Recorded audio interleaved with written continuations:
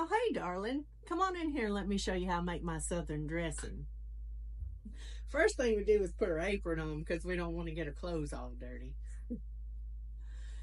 Now, the first thing you want to do when you're making dressing is make your cornbread. And that's really important. If you haven't seen my cornbread video, go back and watch the previous video to show you how to do it. And I'll have a list of ingredients and everything at the end of the video. So if you don't catch it while I'm going through it, it'll be there for you. But what I've already done is I've already cooked my cornbread ahead of time. And I've diced up some onion and some celery. And I've minced some garlic. So you want to take you about a tablespoon of butter and put that in your skillet. And then you want to put in your onions and your celery. And you want to cook that in the butter until it becomes translucent. Then you want to add your garlic in because you don't want your garlic to get too brown. Okay, as you can see, it's gotten to where the onions and the celery are becoming translucent and softening up. And then you want to add in your garlic. You want to let that cook until it's fragrant. So once everything has cooked a little bit, become translucent, the garlic's become fragrant, you want to remove it from the heat and then add it to your chicken broth. Now, the chicken broth that I have, you can use canned chicken broth or the chicken broth in the boxes. But last night I cooked a whole chicken, and then this morning I got up and I took the chicken with everything still on it, the bones and all, and I cooked that down to make my broth that I'm going to be using for this. And once you've added everything to your broth, you're just going to let that simmer for about 30-45 minutes just so the flavors can come together.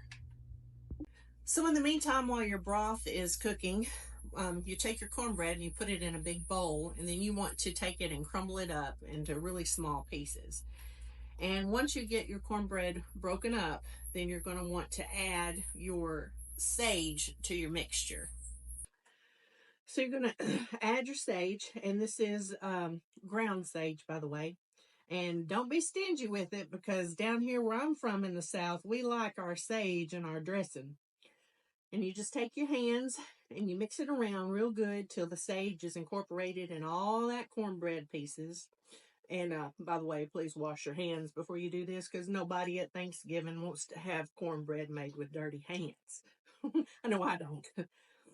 But you just incorporate all that, get it mixed in real good, and then you let it sit for a little while just so those flavors can get incorporated into that cornbread. And while that's sitting, what I do is I take a can of cream of chicken soup and a can of cream of celery soup, mix it with just a little bit of water, and then I add it to my chicken broth, and I let that simmer along with the onion and celery and garlic. Once I get that soup in there, I just take a little whisk and I whisk it around really good to make sure that get a smooth texture on everything. And then you just let that simmer for a little bit. Okay, so the chicken broth has been simmering for about 45 minutes, and the cornbread and sage has been sitting as well. And I wanted to show you the color of this with the sage in it so you could get an idea of how much sage you will need.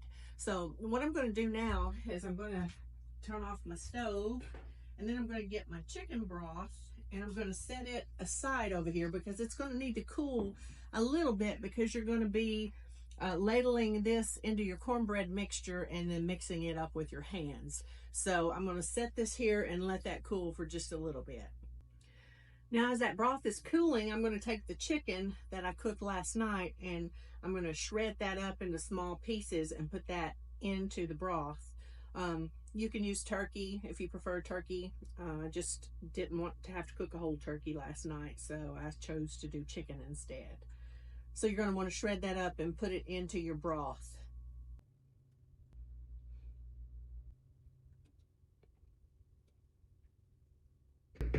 Now some people like to save a little bit of their chicken to put on top of the dressing before they bake it, but I'm not going to do that because I'm actually making a triple batch this time. So I'm just going to put all my chicken in with the broth. So now that the broth is cooled a little bit, I'm going to start ladling that into the cornbread mixture. And you can see the consistency of the broth here on top. And just kind of stir that around a little bit to start softening up that cornbread with that chicken broth. And what you want to look for, you see here, there's still quite a bit of dry crumbs still in there. So what you want to do is you just want to keep adding more broth. So at this point, you want to have your dressing look like this. It's kind of like a thick dough. You should be able to hear the moisture in it whenever you're stirring it. And this is the time to take the opportunity to give it a taste, because I haven't added the eggs to it yet.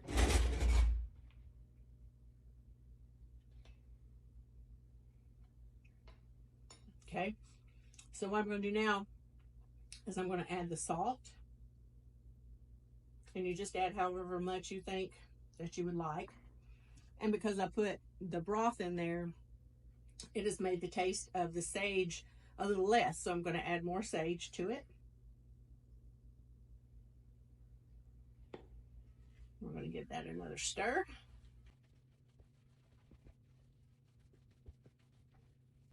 And there's no right or wrong way when it comes to flavoring this. I mean, some people like a lot of sage, some don't. So that's why it's a good idea to give it a taste test and you kind of flavor it up to however you prefer. Okay, so now that I have it flavored up how I prefer, you're going to want to add your eggs to it, and you're going to want to stir that really well and make sure they're incorporated all throughout it. Okay, after you get your eggs incorporated, then you're going to want to put your dressing in a baking dish. You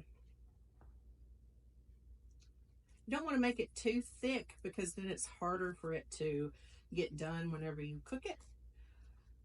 So you just put that in there.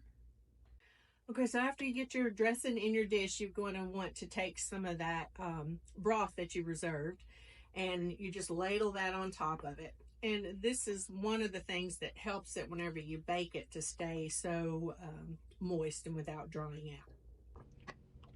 And I just spread that around. And now that is ready. I'm going to put it in the freezer, even though Thanksgiving is just a few days away, because I think whenever you put it in the freezer, the flavors just come together a lot better and it is a lot more flavorful. Now, if you do freeze this, it's a good idea to take it out the night before you're going to cook it and let it thaw out and get ready to cook. But you're going to want to cook this at 350 degrees for about, I usually check it around 45 minutes, but the goal is to cook it until the top starts to brown. And I hope you enjoy it as much as I do.